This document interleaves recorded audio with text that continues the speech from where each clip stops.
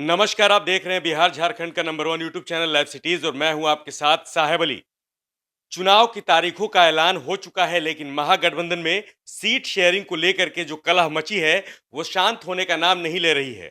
आज बिहार की राजधानी पटना में इसी कलह को पाटने की कोशिश की जाएगी। महागठबंधन की अहम बैठक माना जा रहा है कि दोपहर बाद 3 बजे से शुरू होगी। इस बैठक में तेजस्वी यादव राजद से रहेंगे। कांग्रेस से माना जा रहा है कि मदन मोहन झा या फिर शक्ति सिंह गोहिल शामिल हो सकते हैं। इसके साथ ही साथ हिंदुस्तानी आवाम मोर्चा से जीतन राम मांझी, वीआईपी से मुकेश सहनी और रालोसपा से उपेंद्र कुशवाहा इसमें शामिल होंगे। आपको बता दें कि यहां पर अभी सबसे बड़ा पेच जो फंस रहा है वो जीतन राम मांझी को लेकर के फंस रहा है। जीतन राम मांझी दिल्ली के महागठबंधन वाली बैठक में शामिल होते हैं और उसके बाद नाराज होकर के पटना लौट जाते हैं। फिर उनके संसदीय बोर्ड की बैठक होती है पटना में और उस बैठक में ये मांग उठती है कि वो कांग्रेस से कम नहीं है। बिहार में अगर सीटों का बंटवारा होगा तो राजद के बाद सबसे बड़ी पार्टी कांग्रेस है और कांग्रेस से कम हिंदुस्तानी आवाम मोर्चा का जनाधार नहीं है। ऐसा जीतन राम मांझी कहते हुए नजर आते हैं। बैठक के बाद संतोष मांझी हैं, संसदीय बोर्ड समिति के अध्यक्ष हैं हिंदुस्तानी आवाम मोर्चा के।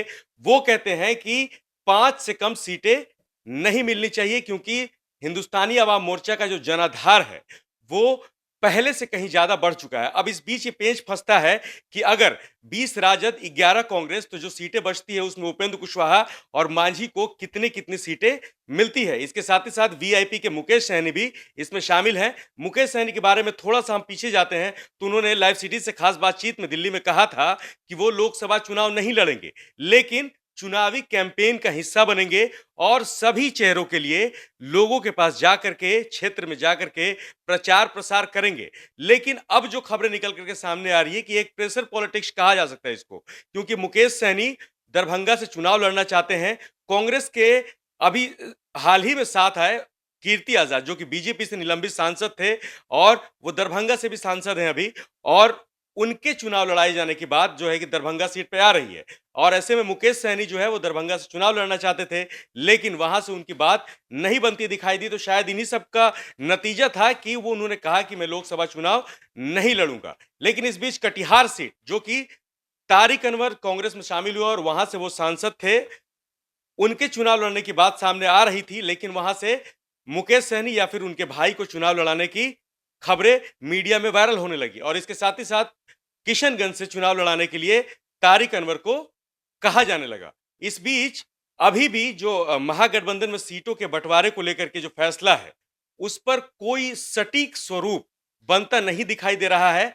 सब कुछ बिखरा बिखरा सा है, इसलिए ये कहा जा रहा है क्योंकि सभी की अपनी मांगे हैं। एक छत के नीचे कई बड़े चेहरे हैं और सभी अपनी महत्वाकांक्षाओं को लेकर के महागठबंधन में सीट शेयरिंग में बड़ा हकदार बनना चाहते हैं। इधर रांची में राजद सुप्रीमो लालू प्रसाद यादव से मुलाकात करने के लिए शनिवार को तारिक अनवर पहुंचे थे। मुलाकात के बाद क्या कुछ चर्चा हुई वो उन्होंने मीडिया से नहीं बताया, लेकिन माना जा रहा था कि किशनगंज सीट पर उन्होंने बात की है। किशनगंज सीट का माहौल भांपने के लिए लालू प्रसाद यादव से मिलने के लिए तारिक अनवर गए थे। हालांकि मीडिया से बातचीत में उन्होंने कहा कि वो हालचाल जानने पहुंचे थे। इस बीच रमई राम पूर्व मंत्री हैं बिहार के और वो भी लालू प्रसाद यादव से मिलने के लिए गए थे, लेकिन उनसे मुलाकात नहीं हुई। मुलाकात इसलिए नहीं हुई क्योंकि लालू प्रसाद ने समय नहीं दिया। तो कुल मिलाकर कहा जाए कि सीट को लेकर के, टिकट पाने को लेकर के लगातार जीत जारी है, लेकिन फैसला कुछ निकल करके सामने नहीं आ रहा है। कभी पटना में बैठक होती है, कभी दिल्ली में बैठक होती है। बैठक में किसी को पूछा जाता है तो किसी की नाराजगी सामने आती है। लेफ्ट की बात हम कर रहे हैं यहाँ पर। लेफ्ट ने साफ कह दिया है कि 6 सीटों का जो मांग है वो बरकरार रहेगा। अगर ऐसा नहीं हुआ तो अपना रास्ता देख सकते हैं।